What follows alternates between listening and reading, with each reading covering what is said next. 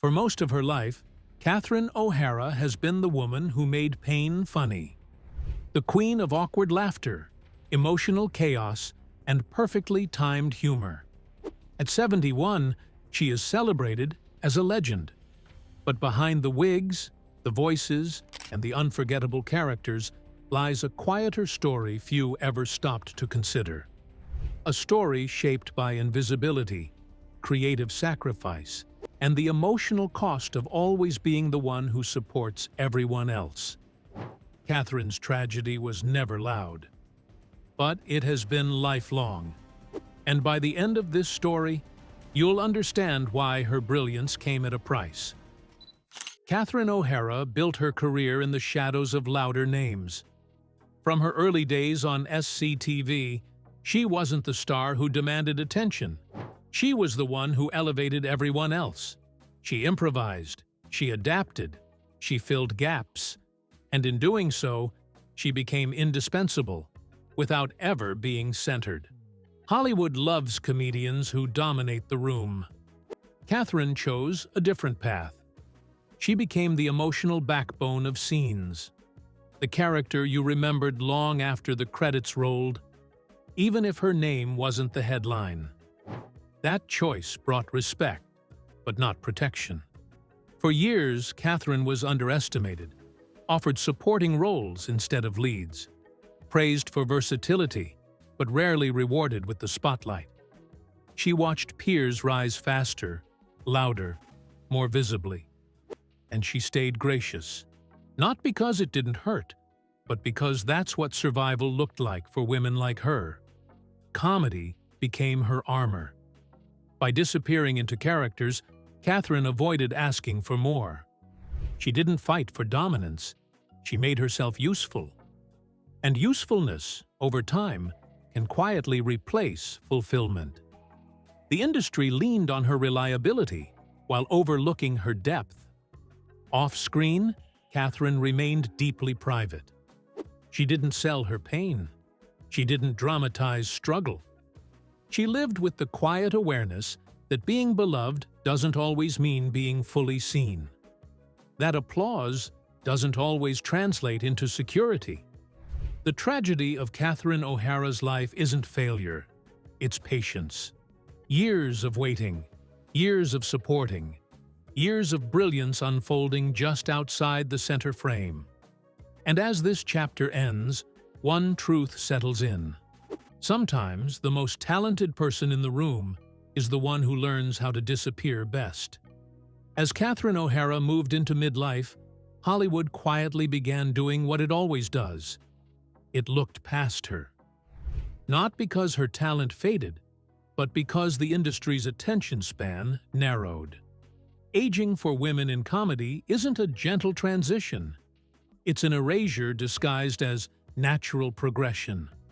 Roles slowed, scripts stopped coming with urgency. Catherine was still brilliant, still sharp, still capable of stealing entire films with a single glance. But opportunity no longer knocked the way it once did. She wasn't rejected outright. She was simply overlooked. And that kind of silence cuts deeper than criticism. For years, Catherine watched younger actresses inherit the kinds of roles she once carried on her back.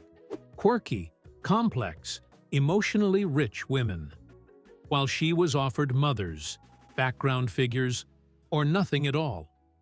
The industry framed it as respect for her legacy. But legacy doesn't pay the emotional cost of invisibility. This period forced Catherine into a painful reckoning. Who are you when the work slows down? When the laughter fades? When the world no longer needs you on demand? She didn't complain. She didn't rage. She adjusted, quietly. She poured herself into family, into craft, into waiting. But waiting has a way of hollowing even the strongest people, especially those who built their identity around being useful, dependable, and emotionally available. Recognition finally returned later. Schitt's Creek gave Catherine a resurgence most actresses only dream of. But even that victory came with a bitter truth. It took decades, patience, and near disappearance for the world to finally admit what had always been obvious. Success, when it arrives late, doesn't erase the years of doubt. It only highlights how long you were ignored. Catherine didn't lose her talent. She survived an industry that almost forgot it existed. And in the next chapter, we'll explore the personal cost of that survival, the quiet sacrifices, the emotional restraint, and the strength it took to endure without becoming bitter. Behind Catherine O'Hara's impeccable timing and infectious warmth lived a woman fiercely protective of her inner world. While Hollywood rewards exposure, Catherine chose restraint. She guarded her personal life not out of secrecy, but survival. In an industry that consumes people whole, privacy became her armor. For decades, she watched colleagues turn their pain into headlines, divorces dissected, breakdowns monetized, vulnerability mistaken for access. Catherine refused that bargain. She smiled for cameras, delivered brilliance on screen, then quietly stepped away before the applause could demand more than she was willing to give. But privacy has a cost. When you don't explain yourself, people invent their own stories. Some mistook her distance for coldness. Others assumed her quiet meant ease. The truth was far more complicated. Catherine carried the invisible labor of being strong without spectacle. She balanced marriage, motherhood, and career without ever making her struggles public currency. There were moments of exhaustion, moments of doubt, moments when the weight of being the dependable one felt heavier than any role she'd ever played. She learned to compartmentalize. Laughter here, responsibility there, longing tucked safely away. And while that discipline preserved her dignity, it also meant she rarely received public empathy. You can't be comforted for pain you never show. In comedy especially, suffering is often dismissed. If you make people laugh, they assume you're fine. Catherine became a master of that illusion. Joy on screen, composure off it. But composure is not the absence of struggle. It's the decision to endure quietly. As years passed, Catherine didn't grow louder to be seen. She grew steadier, more selective, more inward. She chose depth over attention, meaning over noise. Yet even strength, when sustained too long, leaves marks no one applauds. Her story isn't about scandal or collapse. It's about emotional discipline in a world addicted to chaos. About choosing grace when vulnerability could have bought relevance. And in the next chapter, we'll confront the heaviest truth of all: what it means to finally be celebrated, after you've already learned how to live without it. For Catherine O'Hara, recognition didn't arrive with fireworks. It came softly, late, almost cautiously, as if the industry needed decades to catch up to what audiences had felt all along.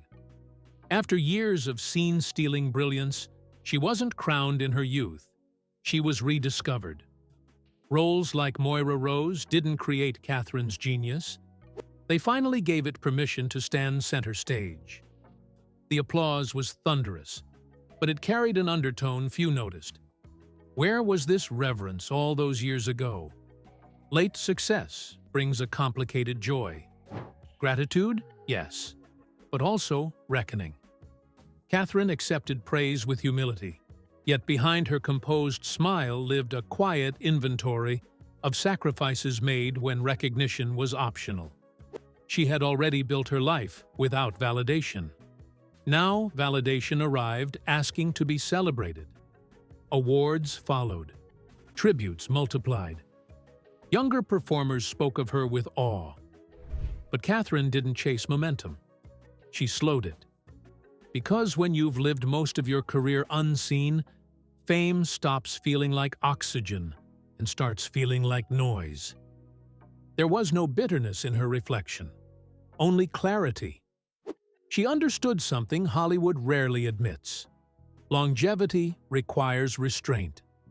She had survived by choosing projects that honored her voice rather than exploited it. By stepping away when staying would have cost her peace. Aging in the spotlight is its own reckoning.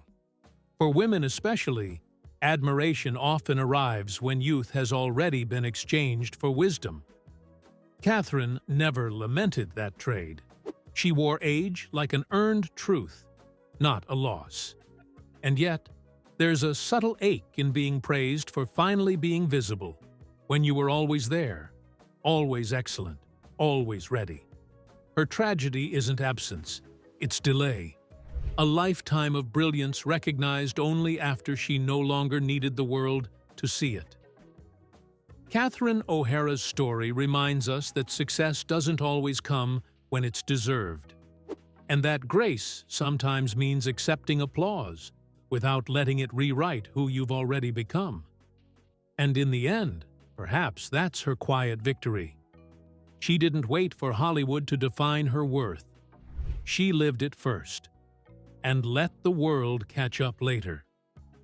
Catherine O'Hara's story isn't about fading away.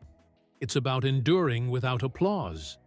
She stayed true when recognition was optional, and by the time the world finally looked closer, she had already won. Not by being seen, but by being herself, long before anyone noticed.